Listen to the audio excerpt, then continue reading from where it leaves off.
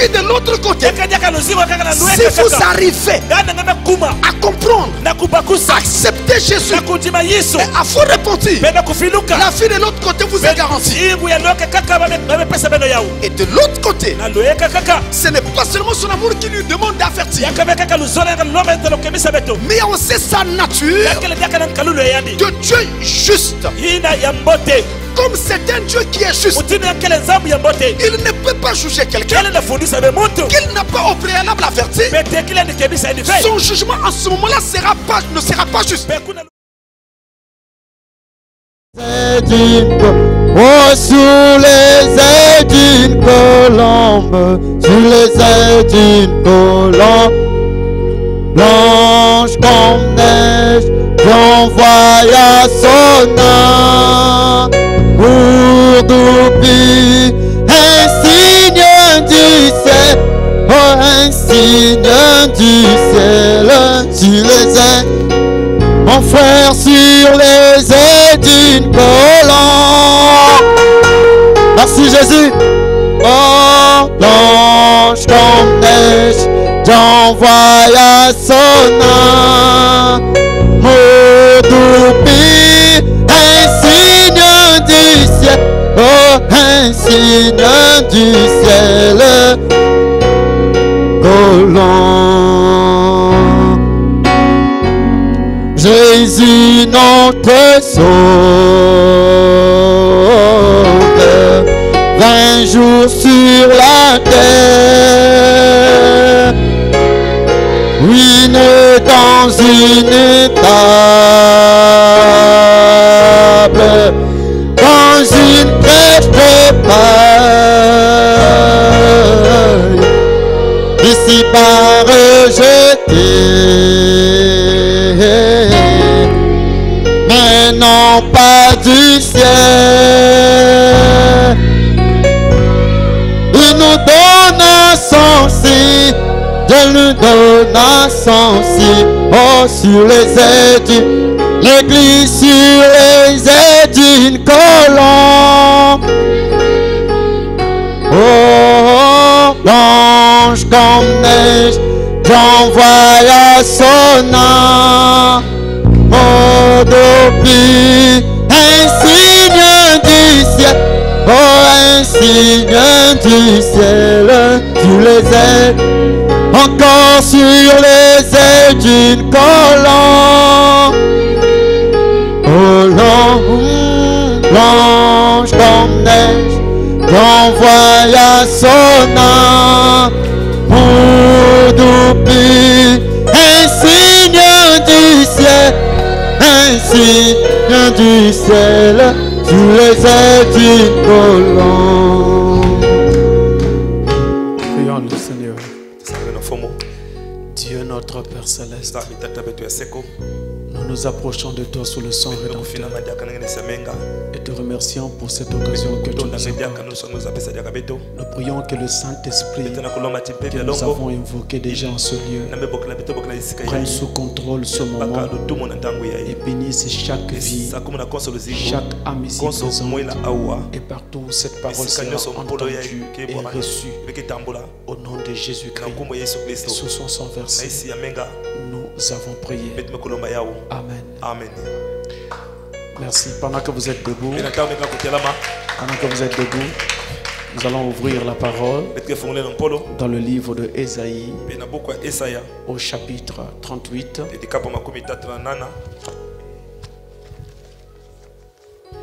Ésaïe chapitre 38, nous allons lire les 5 premiers versets.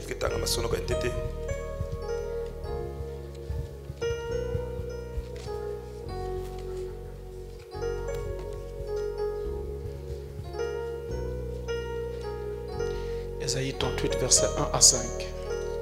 Nous lisons, nous dit Seigneur Jésus. En ce temps-là, Ézéchias fut malade à la mort.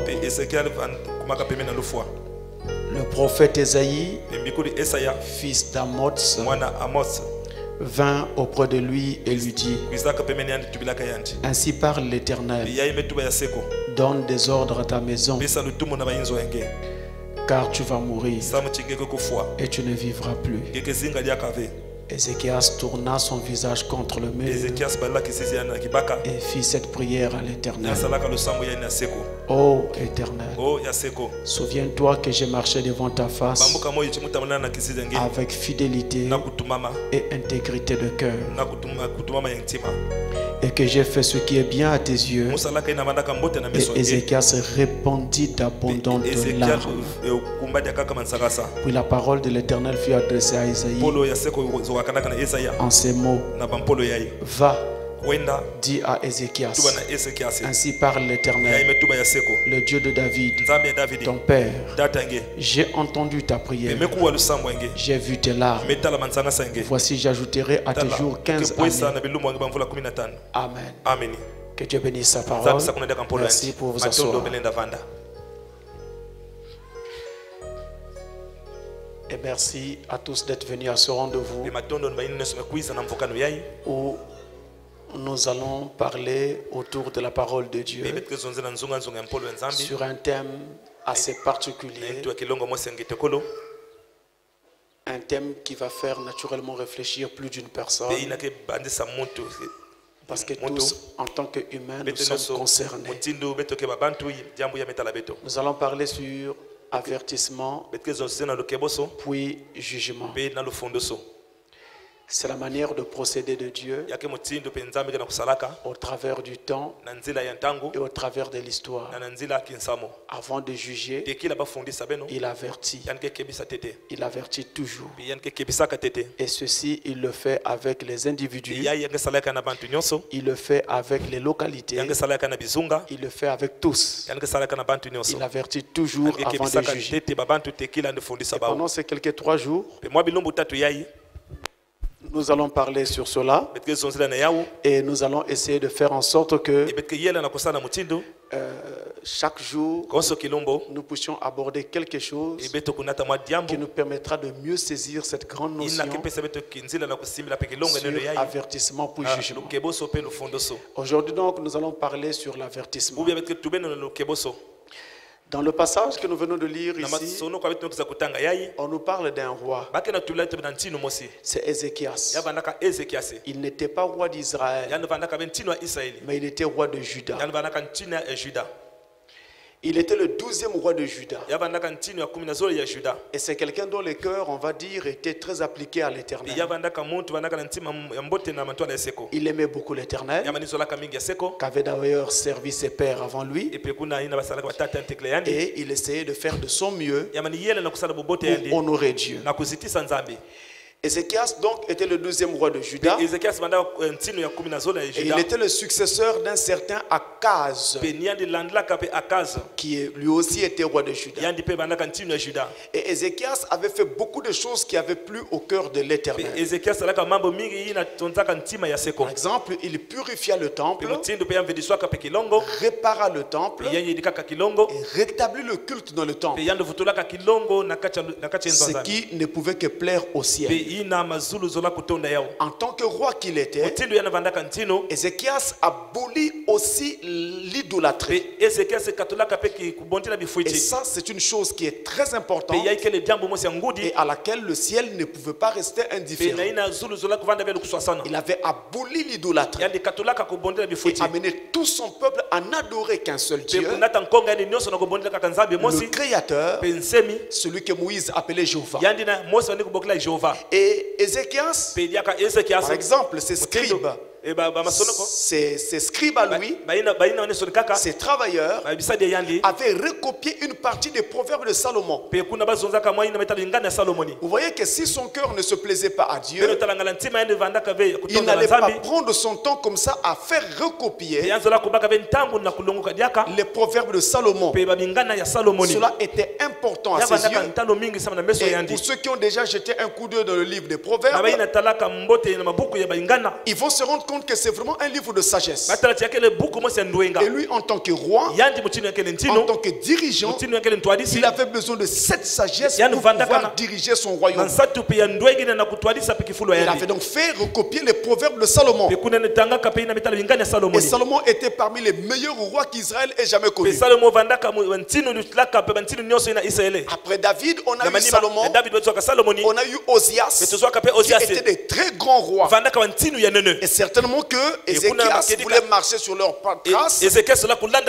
Voilà pourquoi il fit recopier les proverbes de Salomon pour essayer de s'en inspirer. Vous voyez, il était assez proche de l'Éternel. Mais malgré cela, il y avait quelque chose que Dieu n'aimait pas chez Ézéchias. Un jour, il y avait un détachement du royaume de Babylone qui est arrivé chez lui. Et lui, il s'est empressé à montrer à ces détachements-là tous ses trésors. Il a ouvert son palais. Il a ouvert le lieu de ses trésors. Et il leur a montré tout ce qu'il avait comme trésor. Tout ce qu'il avait comme avoir. Dieu était fâché quand il vit une telle chose. Et je voudrais ici dire aux enfants de Dieu qu'il n'est pas bon pour un humain de faire étalage de ce qu'il a auprès des autres. Il y a des choses qui doivent rester secrètes. Vous n'en parlez pas à tout le monde. Parce que vous ne connaissez pas l'état d'âme de tout un chacun. Tu parles de quelque chose à quelqu'un, demain la chose ne marche plus. Parce que tu ne savais pas quel était son état d'âme. Dieu n'avait pas aimé cette chose. Et il va dire à Ézéchias, comme tu t'es permis de montrer tous tes trésors au roi de Babylone, et bien je te le dis, ainsi parle l'Éternel, tous tes trésors iront à Babylone. Ils viendront te prendre tout et amèneront à Babylone. Et justement, quand vous avez un projet sur le cœur à réaliser, n'en parlez à personne, excepté à Dieu ou à votre femme si vous pensez qu'elle est vraiment digne de confiance. Parce qu'il y a des femmes qui parlent aussi vraiment beaucoup. Ou à votre pasteur. Mais n'en parlez pas. Parce que dès que vous commencez à en parler, Satan s'en empare. La chose va échouer. Ça ne marchera pas. Ça ne verra pas le jour. Donc c'est souvent mieux de vivre par surprise. Juste par surprise, les gens constatent que quelque chose s'est fait. Que vous avez créé quelque chose. Vous avez acheté quelque chose. Vous avez fait un pas en avant. Et ils sont surpris. Donc Ézéchias a fait comme une faute que Dieu n'avait vraiment pas aimé. Montrer son trésor, c'était comme s'il se vendait lui-même. Dieu n'avait vraiment pas du tout aimé cela. Et une autre chose que Dieu lui reprochait, c'est qu'Ézéchias était très négligent. Même sa maison était mal gérée. Il y avait beaucoup de choses qui laissaient à désirer. Il était roi, mais sa maison était en désordre. Et Dieu n'aimait pas cela. Lui qui était roi et qui dirigeait les autres, Dieu aurait aimé qu'il soit lui-même l'exemple jusque dans sa maison. C'est ainsi que les pasteurs et tous ceux qui ont des postes de dirigeants dans les églises, dans la société, doivent eux-mêmes être des exemples pour ceux qui le conduisent. S'ils ne le font pas, ils seront des comptes à rendre à Dieu. Et Ézéchias devait donc rendre des comptes à Dieu. Ça n'a pas tardé. Il avait beau être roi, mais il y avait quelqu'un qui était le roi des rois et qui l'avait placé à ce poste-là. Et lui devait rendre des comptes à cet homme-là. Alors Dieu n'ayant pas supporté la négligence de Ézéchias et le péché qu'il avait commis en face du roi de Babylone, en montrant tous ses trésors, Dieu va décider de juger Ézéchias. Mais comme il ne peut pas juger avant d'avoir averti, il va donc lui envoyer un prophète. À cette époque, le prophète était Ésaïe. Ésaïe était encore en vie. Et c'est lui que Dieu va mandater pour parler à Ézéchias. Va lui dire: ainsi parle l'Éternel, ta mort est arrêtée. Tu vas mourir. Maintenant, pour que ta mort ne soit pas une surprise pour ta maison et qu'elle ne soit toute renversée après toi, eh bien, donne des ordres à ta maison. Je t'en laisse le temps parce que tu vas mourir. Ézéchias entend la nouvelle. Il est renversé. Il est bouleversé par cette nouvelle. N'importe quel être humain en face de la mort tremble. Que vous soyez un chrétien, que vous soyez un non-chrétien, qui que vous pouvez être, eh bien, devant la mort, chaque humain tremble. Et si Dieu dit que tu vas mourir et que vous savez que c'est Dieu qui l'a dit, vous ne pourrez que trembler. La mort fait trembler tout le monde. Et il n'y a pas un seul être humain qui ne peut pas trembler en face de la mort. Même si vous avez le Saint-Esprit, mais la chair tremblera en face de la mort. Parce qu'en face de la mort, on va en quelque sorte vers l'inconnu. On ne sait pas ce qui va arriver après. On a peur. Et on tremble. C'est pourquoi quel que soit l'âge, l'être humain veut vivre. Vivre et encore vivre. Mais la mort est toujours devant nous. Et elle n'annonce pas avant d'arriver. Mais Dieu quelquefois l'annonce lorsqu'il doit juger. Et il l'annonce parce qu'il ne peut pas juger avant d'avoir averti. Et nous avons ici un principe de Dieu qui consiste à faire que, avant que quelqu'un ne tombe sous un jugement de Dieu, Dieu doit d'abord l'avertir.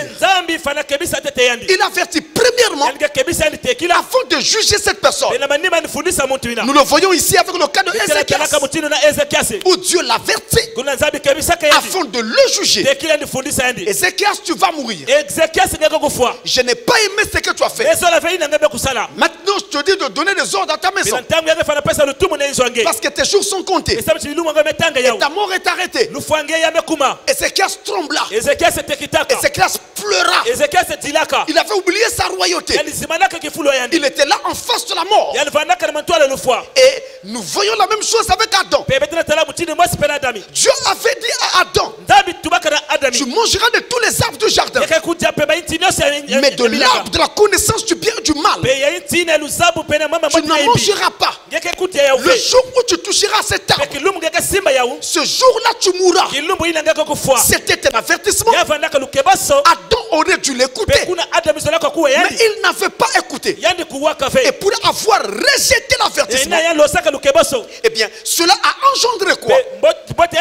Cela a engendré la mort.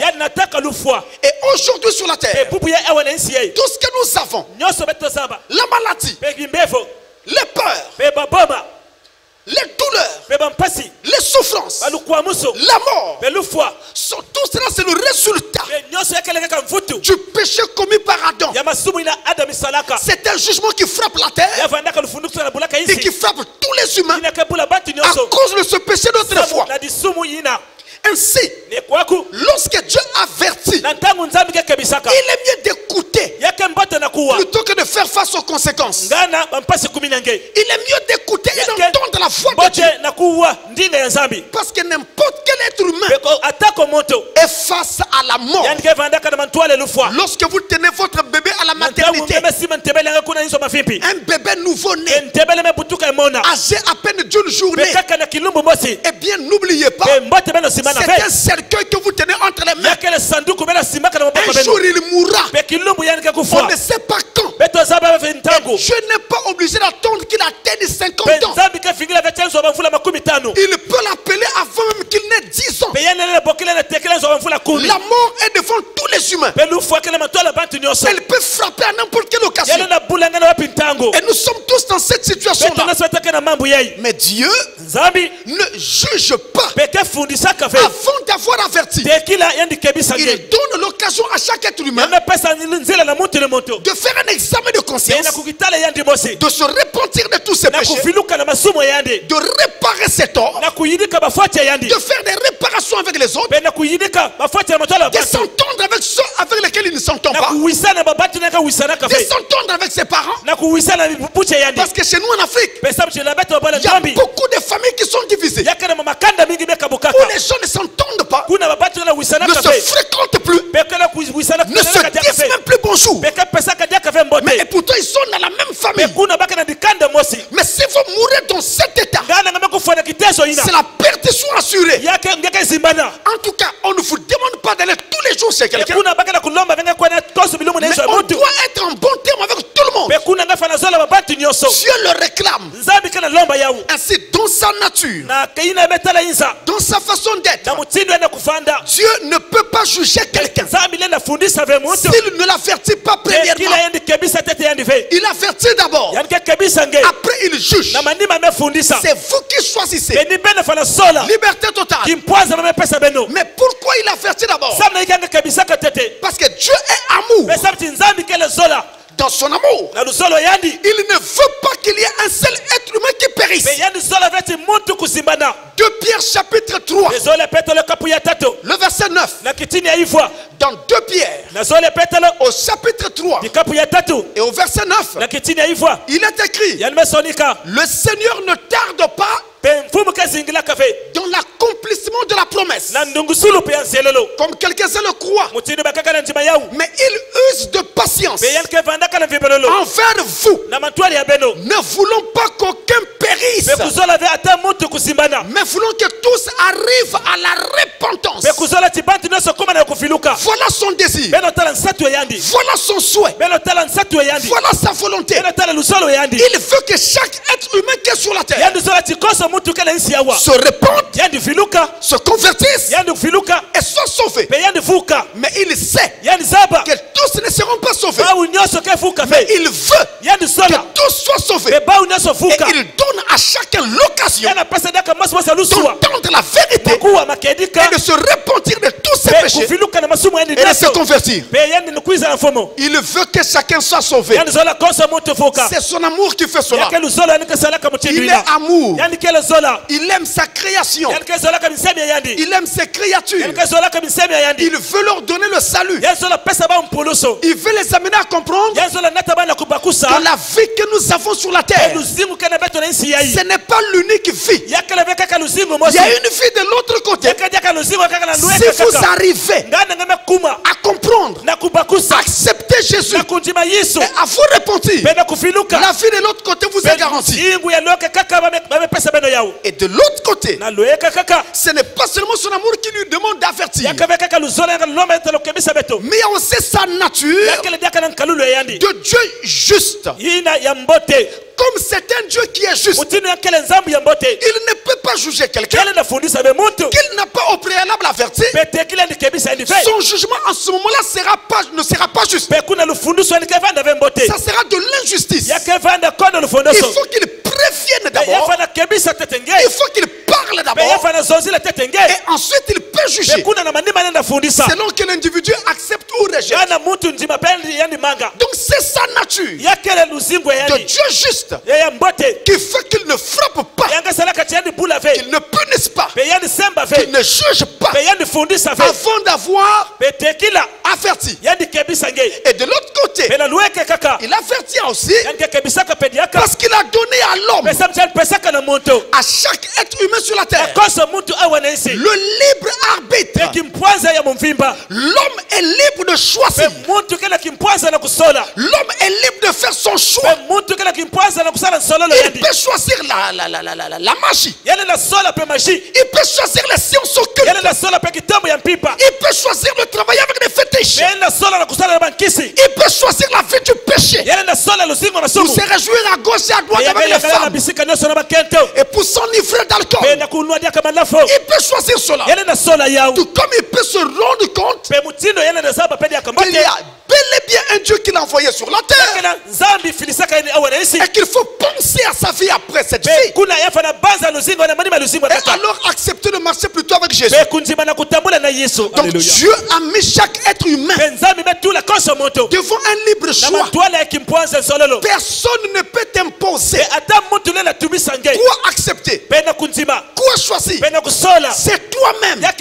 C'est ton propre cœur. Personne ne t'attache des filles. Mais le choix que tu feras déterminera ta destination éternelle. Lorsqu'un être humain est prêt à mourir, il se passe beaucoup de choses. Parmi lesquelles, voyez à l'hôpital, l'homme qui est prêt à mourir ne veut plus regarder ceux qui sont autour de son lit. Il tourne le dos vers le mur. Quand vous essayez de lui parler, il essaie de parler, il retourne encore le regard vers le mur. Parce que quelque chose lui dit que là tu es en train de partir. Donc il a comme honte de vous regarder. Il sait que là il est en train de mourir. Mais il ne peut pas vous le dire. Il y a comme une loi qui empêche les gens de parler. Ils ne parlent pas. Mais en même temps, à cet instant-là, il sait exactement où est-ce qu'il est en train d'aller. Il va mourir, mais c'est pour aller où? Il le sait en ce moment-là. C'est pourquoi si quelqu'un venait à l'église et se disait chrétien, mais n'était pas converti, au moment de sa mort, ce n'est pas la Bible qui le tient qui le fera rentrer. Ce n'est pas l'église qu'il fréquente qui le fera rentrer. Au moment de sa mort, il saura où est-ce qu'il est vraiment en train d'aller. Alléluia. Il le saura. Et là, on ne triche pas. On ne peut pas tricher avec la mort. Et on ne peut pas tricher à ce stade-là. Parce qu'à ce stade-là, il se passe un phénomène. Permettez-moi de vous en expliquer un peu comment ça se passe. Au moment où un être humain meurt, il ne quitte pas aussitôt la terre. À l'instant où la mort le frappe, il sort de son corps, mais son corps est là sur le lit. Il voit tous ceux qui viennent pleurer. Si c'est à la maison, il les voit. Si c'est à l'hôpital, il les voit. Tous ceux qui pleurent, il les voit. Et il assiste aussi aux premiers soins qui sont accordés à son cadavre. Il voit tout. Quand on va prendre son corps pour l'amener à la mort, lui il suit ce corps-là jusqu'à l'entrée de la mort. Et quand on a fait rentrer le corps, alors il se rend compte que c'est fini. Il tourne alors le dos pour repartir. Mais il n'est pas encore temps pour lui de partir. Alors aussitôt, il commence à penser à ses parents, à ses amis, à sa famille, aux gens qu'il aimait le plus. Et qu'est-ce qu'il fait? Il pense à son frère qui est en Chine. Et à l'instant où il pense à lui, il se retrouve en Chine. Il le voit. Parce qu'à ce moment-là, la distance ne compte plus pour lui. Il le voit. Il veut lui parler. Il veut lui dire au revoir. Mais il ne peut plus parler avec lui. Il y a une séparation. Il pense à quelqu'un d'autre. Il se retrouve devant lui. Mais il ne peut pas communiquer. Alors soudain, vont donc apparaître les anges pour lui faire signe qu'il est temps de partir. Il voit ces anges-là lui apparaître. On lui fait signe. Il est temps de partir. Alors le voilà qui se met à voyager. Et quand le voyage commence, eh bien il voyage comme une pensée. C'est comme s'il flottait dans l'air. Et il rentre dans un tunnel. C'est qu'on appelle le tunnel de la mort. Ça existe. Mais ça existe. Et les littéraires ont dit, les écrivains, au bout du tunnel, tu verras la lumière. Ce n'est pas pour rien, c'est vrai. C'est exactement comme ça que ça se passe. Quand vous traversez le tunnel de la mort, eh bien dans ce tunnel-là, tout est noir. Mais au bout du tunnel, alors vous apparaissez dans un endroit lumineux. Et là, il va falloir soit monter, soit descendre. Quand on arrive au bout du tunnel, où vous descendez, où vous montez, tout va se jouer là. Si vous devez monter, des anges venant de là-haut descendront vous prendre là et il vous faut monter. Si vous n'allez pas monter, des démons venant d'en bas viennent, ils vous prennent là et vous tirent vers le bas. On ne triche pas. Alléluia. On ne triche pas. Et on ne traverse pas ce tunnel pour monter juste avec une simple religion d'église. Mais c'est avec le baptême du Saint-Esprit que vous arriverez à traverser ce côté-là. Mes amis, c'est quelque chose devant laquelle nous sommes tous placés. J'ai vu le président américain de l'époque, Bill Clinton, qui était encore en exercice en ce temps-là, quand il va apprendre la mort du roi Hussein de Jordanie. Bill Clinton, en ce temps-là, président des États-Unis, va dire ceci. Et ça ne m'a jamais quitté. Il va dire ceci. Il dit, quand nous arrivons devant cette chose, la mort, cela nous rend tous petits. Quand de telles choses arrivent, qui que vous soyez en face de la mort, vous devenez petit. Aucun grade ne tient. Aucun diplôme ne tiendra. Il n'y a absolument rien. Riche ou pauvre, à la mort nous sommes tous égaux. Et si aujourd'hui vous avez la vie, il faut bien que vous puissiez vous rendre compte que la vie de l'être humain que nous chérissons tant est très fragile. Très fragile. Je ne vous apprends rien. Combien de fois nous sommes-nous levés un matin pour recevoir un coup de fil? Qu'un tel est mort. Vous criez. Quoi? Mais hier on était ensemble. On a mangé ensemble. Il était bien portant. Mes amis, on ne meurt pas seulement parce qu'on est malade. On peut mourir d'accident. On peut mourir par n'importe quoi. La vie de l'être humain est fragile. Très fragile. Très fragile. La vie de l'être humain est comme un fil qui peut se casser à n'importe quel moment. La vie d'un être humain, c'est comme un verre cassable que l'on met entre les mains d'un enfant. Pour peu qu'il se méprenne, le verre va tomber et se casser net. C'est ça la vie d'un être humain. Elle peut s'arrêter à n'importe quel moment. Et n'importe quoi peut vous arracher la vie. Même un simple mal de dent. On a arraché la dent, ça complique. La mort arrive. Même un simple mal de dent peut vous enlever la vie. Quand les gens sont malades, je vois des gens atteints de sida et qui pleurent. Nous prierons pour les malades à la fin de ces rencontres, donc le 3e jour. Mais je vois des gens qui pleurent parce qu'ils se disent, ma vie est finie. Mais Ce n'est pas parce que vous avez le sida que votre vie est finie.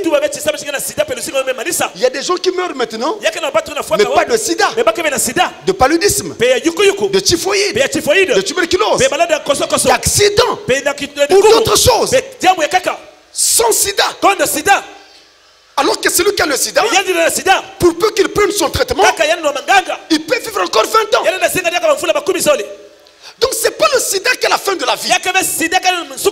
N'importe quelle maladie peut entraîner votre mort. Même votre propre maison peut entraîner votre mort. Il suffit de faire une chute mortelle à la maison. Vous brisez la nuque à la douche. La mort arrive là. Votre propre voiture peut signer votre mort. Vous voyez que la mort est partout. Votre téléphone portable. Vous n'êtes pas étonné que le téléphone parfois explose. Lorsqu'on l'utilise pendant qu'il est à la charge, si la batterie est de mauvaise qualité, ça peut faire exploser le téléphone. Et là, le visage est alors sauté. Vous mourrez. Ou alors vous pouvez avoir de graves blessures. Tout est incertain sur la terre. Je répète, tout est incertain. Tout est incertain. Mais malgré que tout soit incertain, Dieu ne peut pas enlever un homme de la terre avant de l'avoir premièrement averti. Il parle d'abord. Après il agit. Mais il agit sur la base de la décision que vous prendrez. Tenez. Même nos enfants qui sont à l'école, il y en a qui vivent de traumatismes, mais auxquels on ne fait pas toujours attention. Votre enfant est à l'école, mais sur le banc où s'assoit votre enfant, il y a un élève qui meurt. Votre enfant était habitué à cet élève-là. L'enfant rentre à la maison. Papa, tata, maman, un tel est mort. C'était mon camarade. On s'asseyait sur le même banc. Mais vous oubliez que cet enfant-là connaît un traumatisme. Sous d'autres cieux, on doit le prendre en charge pour pouvoir aider cet enfant. Parce que pendant combien de temps gardera-t-il ce traumatisme? Il n'y a que Dieu qui sait. Et où est-ce que ça peut l'amener? On ne sait pas. Ça peut créer des blocages dans sa vie. Et donc on a tout ça partout. La vie est réellement fragile. Vraiment fragile. Et la Bible nous dit dans Hébreux 9 au verset 27, la Bible dit il est donné à un homme, et comme il est réservé aux hommes, de mourir une seule fois, après quoi vient le jugement. Il est donné aux hommes de mourir une fois. Après quoi vient le jugement. Si nous mourons sans avoir eu l'occasion de choisir Jésus, il ne nous restera plus rien d'autre que le jugement. Nous devons prendre le temps et le soin de réfléchir à nos vies et de regarder où nous allons. Nous avons toujours la pensée de l'éternité et pensons toujours, ce n'est pas maintenant que je vais mourir. Voilà comment nous fonctionnons. Ce n'est pas maintenant que je vais mourir. Qu'est-ce que tu en sais? Qu'est-ce que tu en sais? Tu n'en sais rien. C'est Dieu qui connaît le lendemain. Et si c'est demain, si c'est ce soir, comment tu sais? Voilà pourquoi il nous faut nous arrêter et réfléchir sérieusement à la question. Une fois que la mort intervient, il n'y a plus moyen de se repentir. La repentance, on l'a fait pendant qu'on est encore en vie. le baptême du Saint-Esprit qui nous sauve, on le reçoit pendant qu'on vit encore. Mais quand on meurt, il n'y a plus rien. Il n'y aura ni messe de requiem. Il n'y aura ni purgatoire pour vous récupérer. C'est maintenant qu'il faut se repentir. Demain, ça sera trop tard. Mais Dieu, j'insiste, n'enlève personne sur la terre avant de l'avoir premièrement averti. Dans le livre de Job, au chapitre 33, Job 33, et au verset 14, il est écrit, Dieu parle tantôt d'une manière, tantôt d'une autre. Je répète, Dieu parle tantôt d'une manière, tantôt d'une autre. En d'autres termes, quand Dieu doit avertir quelqu'un, il peut utiliser n'importe quelle voie pour avertir cette personne. Tenez, j'ai connu un jeune garçon, très beau. Je dis bien très beau. Un garçon très beau. Il était brun, velu, il avait un embonpoint, un très beau garçon. Il travaillait quelque part, il était marié, avait des enfants, il était très beau. Comme garçon, il était beau. Un jour, sa femme était partie en voyage. Mais ça faisait longtemps, elle ne revenait pas. Il a essayé d'envoyer des nouvelles. La femme ne rentrait toujours pas. Alors il se décide de faire le voyage pour aller récupérer sa femme. Ce n'est pas une histoire qu'on me raconte. Moi, j'ai connu le garçon. Je le côtoyais. On était de temps en temps ensemble. Donc il décide de faire le voyage. Alors, il programme le voyage pour un certain jour de la semaine. La veille de ce jour-là, il dort. Il fait un rêve. Le voyage se passait par véhicule. Il fait un rêve qu'ils étaient en train de voyager dans le véhicule. Et le véhicule a fait un accident. Il y avait beaucoup de morts. Et lui était parmi les morts. Il va voir le pasteur. Il lui en parle. Le pasteur lui dit, ah frère, comme c'est le cas, annule le voyage, ne voyage pas. Mais pasteur, la soeur, ça fait longtemps, ne voyage pas. On va voir ça après. Il dit, mon pasteur, j'ai compris. Il sort de chez le pasteur. Il oublie ce que le pasteur lui dit. Il va à l'arrêt des bus, rejetant ce que le pasteur venait de lui dire. Et oubliant son propre rêve. Il dit, ah, ce n'est qu'un rêve. C'est des choses qui arrivent parfois comme ça.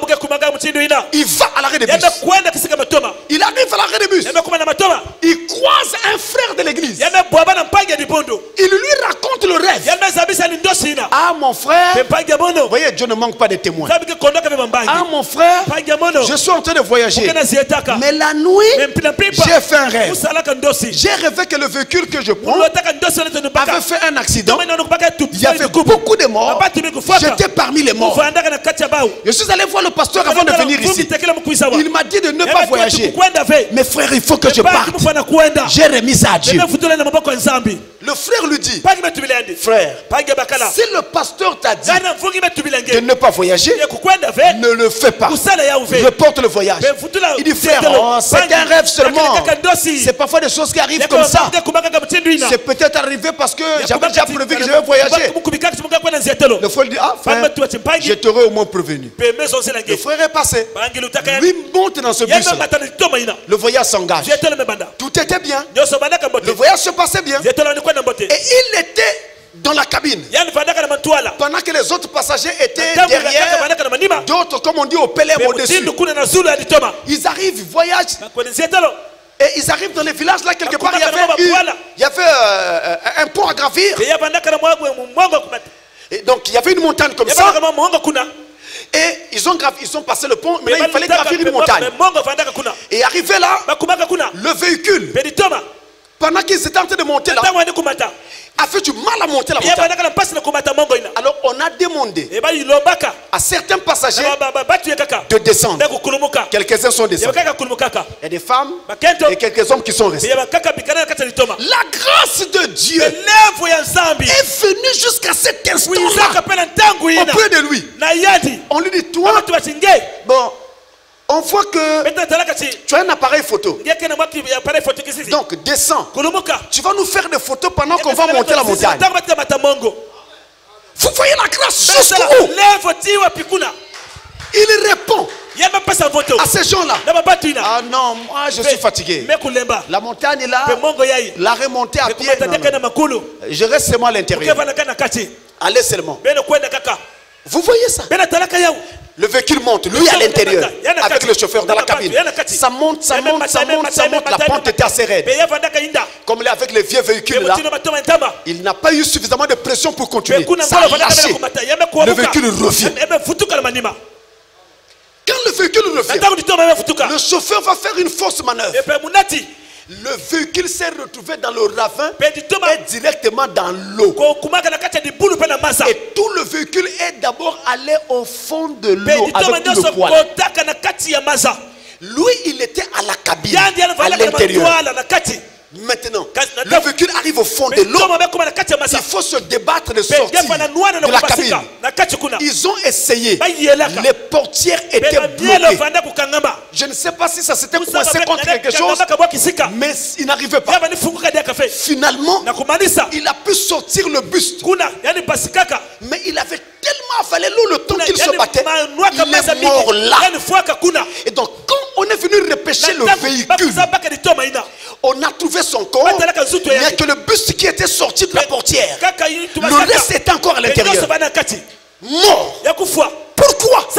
Pour n'avoir pas entendu l'avertissement. S'il avait écouté l'avertissement, on ne serait pas arrivé là. Mes frères, ce que je vous dis peut paraître vieux jeu, mais je vous dis que c'est ainsi que ce monde marche. La mort est partout. La mort nous guette partout. Elle peut frapper à n'importe quel moment. Nous devons être prêts. Dieu parle par des songes. Dieu parle par des visions. Dieu parle par des prophéties pour nous avertir. Mais Dieu parle aussi par des voix intérieures. Tu entends comme une voix. Tu as l'impression que c'est ta propre pensée. Mais la voix te dit, si tu devais mourir maintenant, tu iras où? Si ta vie doit s'arrêter maintenant, tu iras où? Alléluia. Cette petite foi-là, c'est celle-là qu'il ne faut pas justement négliger. C'est celle-là qu'il ne faut pas négliger. Et Dieu parle aussi par ses prédicateurs. Comme maintenant, au travers de ce prêche, Dieu est en train de parler à ton cœur. Vous savez, quand quelqu'un meurt, ceux qui sont encore en vie arrivent autour du cadavre au lieu de la veiller. Et vous entendez sur la bouche de tout le monde, le pauvre, le pauvre, le pauvre. Comme si cette chose n'arrivait qu'aux autres et ça ne lui arrivera jamais à lui. Détrompez-vous. Je suis arrivé au cimetière de Mongokama un jour. J'ai vu sur une tombe. Il était écrit ces paroles que voici. Sur la tombe, on a écrit: ce que vous êtes, c'est ce que nous étions hier. Ce que nous sommes devenus aujourd'hui, c'est ce que vous deviendrez demain. Alléluia. Alléluia. C'est écrit sur la tombe. Donc le mort adresse des paroles aux vivants. Ce que vous êtes, vivants, fiévreux, avec vos costumes et tout le reste, c'est ce que nous étions hier. Ce que nous sommes devenus là, c'est ce que vous deviendrez demain. Et donc, si nous allons tous devenir cela demain, il est mieux de mettre Jésus dans le cœur maintenant, afin de pouvoir passer cette frontière sans problème. Parce que si nous négligeons cet appel, si nous négligeons cet avertissement, il ne restera plus rien d'autre que le jugement. Il ne restera plus rien d'autre. La grâce de Dieu frappe au cœur des hommes pour les amener à faire le choix le bon. Regardez, juste pour terminer. Avez-vous remarqué qu'il arrive quelquefois aux humains de s'investir dans une affaire? Il n'a même pas encore eu le temps de manger le fruit de cette affaire. Il meurt. Finalement, qu'est-ce que nous sommes venus faire sur la terre? Je suis allé prêcher à Madingu. J'ai vu là-bas un hôtel. J'ai demandé pourquoi cet hôtel était inachevé. On me dit le propriétaire était mort. Vous savez combien ça coûte pour faire un hôtel? Avec la quantité de chambres que j'avais vu là-bas, il a investi une bonne partie de sa vie pour construire cet édifice. Mais avant même de manger l'argent du premier client, il est mort. Et qui vient manger ça après? Ce n'est plus lui. Lui qui a souffert. Il n'était plus là. Ça m'a dit. Hôtel inachevé. À l'époque, quand j'étais encore à l'école, j'ai vu, ça devait être une fille. Elle était en terminale. Moi, j'étais en première. Mais cette fille était tellement intelligente. Tellement intelligente. Le bac, elle l'a eu du coup. Quel bac? Bac C. Pour une fille. Bac C. Du coup, elle est allée à la faculté de sciences. Comme elle était très brillante, elle m'intéressait. Je voulais bien voir un peu son parcours. Parce que ce n'est pas comme ça donné facilement aux gens. Fille, bac C du coup. Elle va à la faculté de sciences. À la faculté de sciences, elle va faire, pour ceux qui connaissent, MP, mathématiques physiques. Pour une fille. Demandez, on vous dira. C'est que c'est pas donné à tout le monde. Elle fait première année, deuxième année, troisième année, l'année où elle obtient la licence. Je crois, on annonce les résultats aujourd'hui. Le lendemain, elle se fait écraser par une voiture, elle meurt. Alléluia. Vers le marché total. Elle meurt. Moi, quand la nouvelle me parvient, j'en étais choqué. C'est pourquoi je garde ce choc jusqu'aujourd'hui. Je me suis posé la question. Mais qu'est-ce que ça veut dire, Seigneur? Une personne qui s'investit comme ça dans la vie, là, elle arrive au fait de la réussite. Elle arrive maintenant là où il faut maintenant travailler. Et l'amour intervient juste le lendemain. Non, il y a autre chose dans cette vie. C'est que nos travaux, notre travail, notre commerce, nos affaires, ce n'est pas exactement ça que Dieu nous a envoyé faire ici. Nous sommes ici pour chercher Dieu. Si vous quittez la terre avant de l'avoir trouvé, vous avez raté le but. Mes frères, si ceci peut être compris, ça sera terminé. Vous aurez gagné le but pour lequel vous êtes passé sur la terre.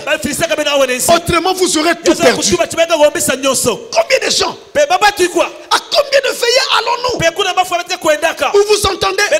C'est un tel qui est mort, avec ses titres et ses grades, même si ses collègues arrivent et font une veillée vraiment pompeuse, ça ne peut plus le réveiller. Il est couché. Il va aller sous la terre. Rien de plus ne changera cela. La seule chose qu'il faut faire, écoutez-moi bien, ce n'est pas tant la mort qui nous fait peur. Non, moi la mort ne me fait pas peur. C'est pas la mort en fait. Mais le véritable problème, c'est qui nous attendra quand nous allons traverser la rivière. Quand nous traverserons la rivière, qui nous attendra? Toutes les petites choses auxquelles nous nous attachons ici, mais qui n'ont pas de valeur, qui nous donnent un peu de joie, mais qui ne peuvent pas nous produire quelque chose de significatif. Je vous en prie, oublions ces choses. Acceptons Jésus. Alléluia. Même les autorités meurent. On voit des autorités en plein exercice mourir. Les pauvres citoyens meurent. Mes frères, cette terre est bizarre. Pour terminer, je voulais vous dire, j'ai rencontré un autre jeune garçon au lycée où j'ai croisé la fille dont je viens de parler. C'est un lycée de Brazzaville. Ça s'appelait à l'époque Libération. Aujourd'hui, ça s'appelle Savonnier de Brazza. Ce garçon-là était aussi beau. Mais alors, plus beau même que le premier dont je venais de parler. Parce que lui, il était gaillard, élancé, très brun, velu. Très beau garçon. Quand nous parlions de Dieu à nos amis qui étaient avec nous à l'école, puisque j'étais un interne, lui, il venait et il était en train de nous empêcher d'exhorter les gens. Il sortait la philosophie. Emmanuel Kant a dit, Pythagore dit, il a brouillé la causée. Et chaque fois, c'était comme ça. La dernière fois qu'il va le faire, nous sommes derrière notre lycée. Donc dans la ruelle, il y a une ruelle qui conduit dans le marché Total. On était chez un ami. Donc il y a des lycéens qui venaient parfois là, parce que c'est juste derrière le lycée. Surtout les internes. On allait s'asseoir là-bas. Alors on était en train de parler de Dieu à quelqu'un qui était là, pour l'amener à croire en Jésus. Lui, ce garçon-là arrive accompagné de deux autres garçons. Comme d'habitude, il se lance dans le même jeu. Philosophie. Vous dites, en fait la religion, c'est l'opium du peuple, comme font les gens, comme d'habitude. Ce jour-là, il avait tellement fait mal à mon cœur. Je m'étais tu. Je ne parlais plus pour ne pas créer une discussion. Or, il s'est trouvé que pendant ces jours-là, les 3 jours d'avant, le jour où nous sommes en train de parler, il y avait eu coupure d'eau dans toute la ville de Brazzaville. Et donc, là où nous étions à l'internat, il n'y avait pas d'eau. Lui, il était trop beau. C'est sûr que les femmes l'aimaient beaucoup. Il avait fait 3 jours sans se laver. Il trouvait que c'était un crime. Donc, quand nous finissons de parler là, il rentre. Nous rentrons tous au lycée. Toujours pas d'eau. Il n'a pas supporté ça. Le lendemain, avec ses amis là, ils sont allés au fleuve pour se laver. Et quand il rentre là pour se laver, il a été entraîné par une vague. Son corps a été retrouvé au cataracte. On a retrouvé son corps au cataracte. Mort. Il n'a donc même pas fini le lycée. Est-ce que vous pouvez comprendre ça? Il y a un temps pour toutes choses. Il y a un temps où Dieu avertit pour permettre aux gens de faire leur choix. Réfléchissez sérieusement. Nous allons tous nous remettre à Dieu. Ézéchias, lorsque sa mort lui avait été annoncée, Il a tourné son regard contre le mur. Il a demandé pardon à Dieu. Il a demandé l'aide de Dieu. Ce que nous devons faire, c'est exactement la même chose. Demandons l'aide de Dieu. Vous pouvez être debout, vous pouvez rester assis. C'est selon que vous êtes conduit, selon la force que vous avez. Mais ne sortez pas de cette église sans avoir fait un choix. C'est sérieux. La Bible dit aujourd'hui, si vous entendez sa voix, n'endurcissez pas vos cœurs.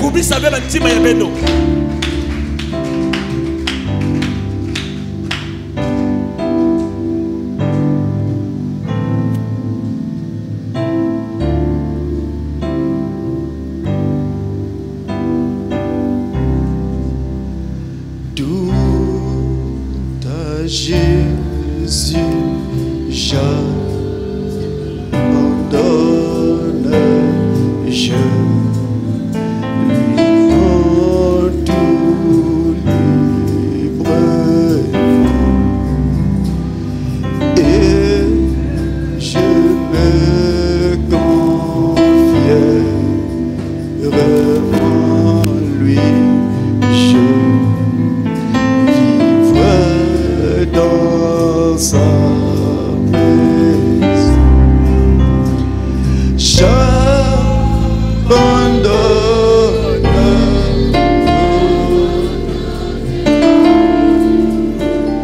j'abandonne,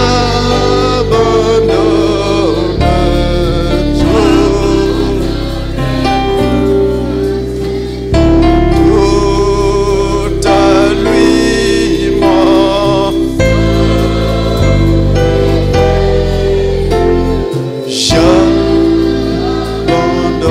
Que chacun se le mette au Seigneur. Parlez-lui. Parlez-lui, mon frère. Parlez à Dieu, ma soeur. Même si vous ne savez pas comment prier, dites simplement ce que vous avez sur le cœur au Seigneur Dieu. Dites-lui simplement ce qui est sur votre cœur. Et dites-lui combien vous regrettez votre passé, vos péchés. Et combien vous voulez lui donner votre vie. Dites-lui cela. Il y a un temps pour toutes choses. Il y a un temps pour toutes choses. Il y a un temps pour toutes choses.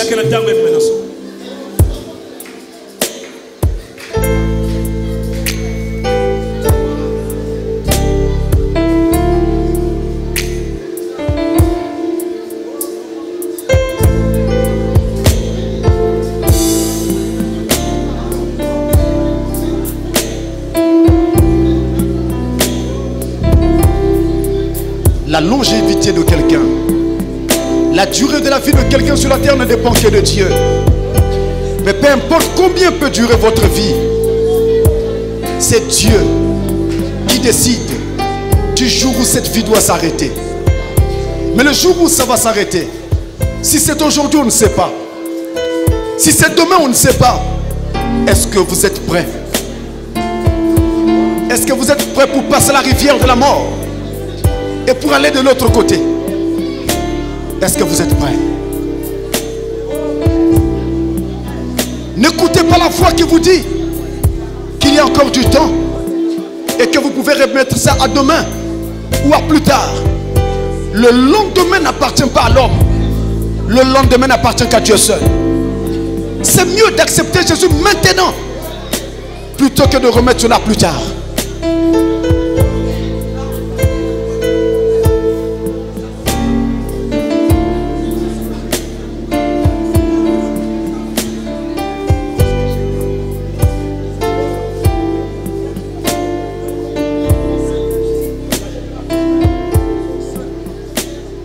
Dieu ne juge personne avant de l'avoir averti premièrement.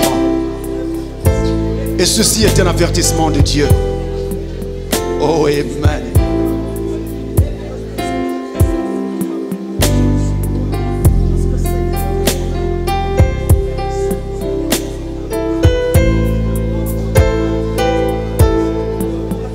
Réfléchissez. Regardez. Si votre vie devait s'arrêter aujourd'hui, où est-ce que vous irez? Qu'est-ce que vous ferez? Qu'est-ce que vous deviendrez?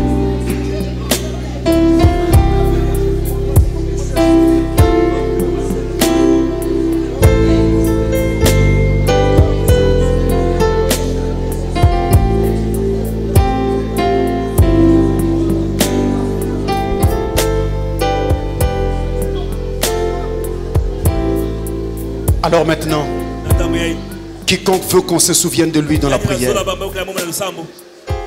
qu'il lève seulement sa main pendant que nous allons prier. Nous allons prier. Quelqu'un qui veut qu'on se souvienne de lui et qui veut que Dieu ne le laisse pas quitter cette terre avant qu'il n'ait fait la paix avec lui, qu'il lève seulement sa main. Nous allons prier. Dieu, notre Père Céleste, je me tiens ici sous un mandat divin et j'ai accompli ce travail d'après ton ordre. Et tu avais promis, Seigneur, que partout où j'irai pour annoncer cette parole, tu serais avec moi et tu appuierais ce travail par des signes et des prodiges. Le plus grand miracle, Seigneur, que je te demande maintenant, Père, c'est de toucher tous ces cœurs ici présents, les saisir, les faire passer de la mort à la vie, et que les puissances de Satan, de ténèbres qui étaient sous chaque cœur, chaque vie, les quitte au nom puissant de Jésus-Christ. Alléluia. Père, quel que soit l'esprit qui dominait dans chaque vie ici, la mondanité, la boisson, l'alcool, l'impudicité, l'adultère, peu importe le péché, les fétiches ou quoi, au nom de Jésus-Christ, que ces choses sortent des gens. Alléluia. Père Céleste, puisse le Saint-Esprit de Dieu saisir chaque cœur, toucher chaque cœur et amener chacun dans ta présence. Notre Père, que Satan perd toute autorité sur toutes ces vies ici présentes et sur toutes les personnes qui entendent ces choses ou qui suivent ce culte, Seigneur. Au nom de Jésus, que le feu de Dieu frappe ce cœur, Seigneur. Alléluia. Alléluia. Alléluia. Tu es mort sur la croix.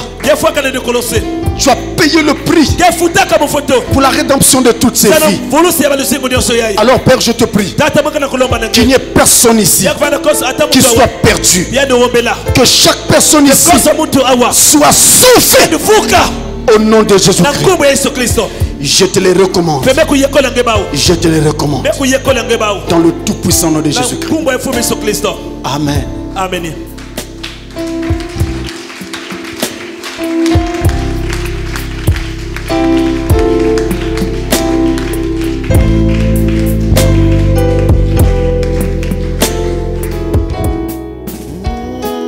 Vivant sacrifice, oh mon libérateur, oh oui, accepte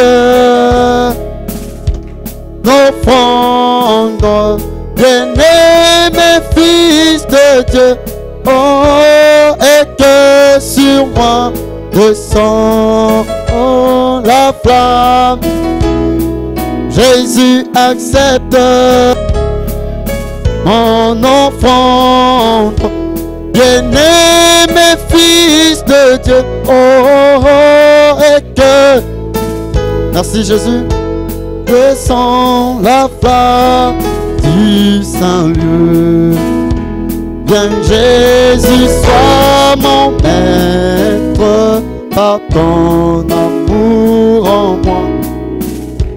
Et dans mon cœur consume ce qui ne passe.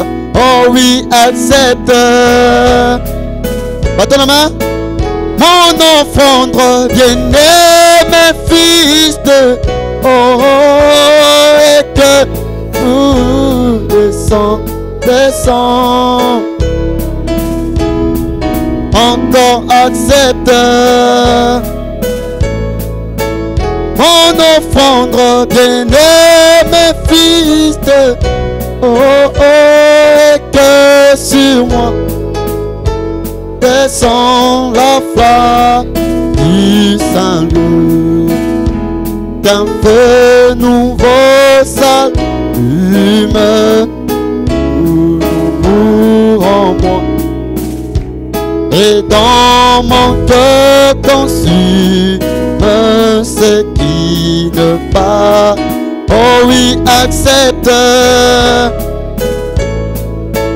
mon offrande, bien-aimé fils de, oh, oh, oh, et que descend la flamme.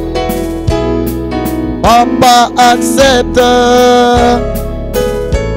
l'enfant, bien-aimé fils de Dieu, oh, et que sur moi descend la flamme du sang.